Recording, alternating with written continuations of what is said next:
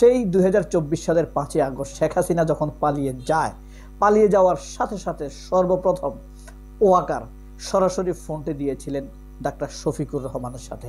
সেখানে ছক্কা হাঁকিয়েছেন, সাথে সাথে তিনি যাননি, তিনি অপেক্ষা করেছেন, সময় নিয়েছেন এবং তারপরে সেখানে গিয়েছেন। যদিও সেটা নিয়ে বিতর্ক আছে সেখানে যাওয়াটা আসলে ঠিক হয়েছে কিনা।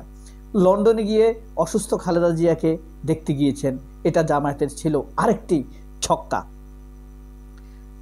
জুলাই শহীদদের তালিকা তৈরি করা জামায়াতের আরেকটি ছক্কা। জুলাই ৩৬ মঞ্চ তৈরি করে জামায়াত আরেকটি ছক্কা হাঁকিয়েছে।